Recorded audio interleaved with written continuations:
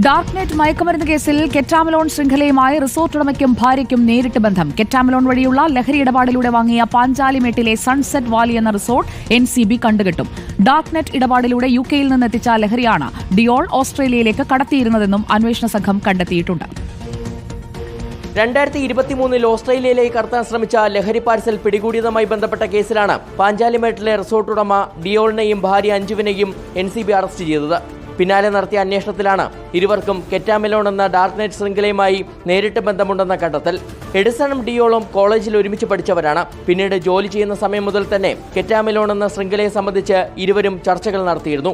കെറ്റാമലോൺ ആരംഭിച്ച ശേഷം UK-യിലെ കാർട്ടലിൽ നിന്നും എത്തിച്ച LSD സ്റ്റാമ്പുകളും മാരകലഹരിയായ കെറ്റാമിനും ആവശ്യാനുസരണം ഓസ്ട്രേലിയയിലേക്ക് കടത്തിയിരുന്നത് ഡിയോളാണെന്നും അന്വേഷണ സംഘം കണ്ടെത്തിയിട്ടുണ്ട്. ലഹരി ഇടപാടിലൂടെ സ്വന്തമാക്കിയ പണം ഉപയോഗിച്ചാണ് പാഞ്ചാലിമേട്ടിലെ സൺസെറ്റ് വാലി എന്ന റിസോർട്ട് വാങ്ങിയത്. ഇതിന്റെ അടിസ്ഥാനത്തിലാണ് റിസോർട്ട് കണ്ടുകെട്ടാനുള്ള NCBയുടെ തീരുമാനം.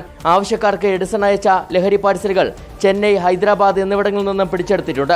ഇതിന്റെ അടിസ്ഥാനത്തിൽ എഡിസണെതിരെ ഇതര സംസ്ഥാനങ്ങളിൽ കൂടുതൽ കേസുകൾ രജിസ്റ്റർ ചെയ്തു. 14 മാസം കൊണ്ട് രാജ്യത്തൊട്ടാകെ 600 ലഹരി ഇടപാടുകളാണ് എഡിസൺ നടത്തിയിട്ടുള്ളത്.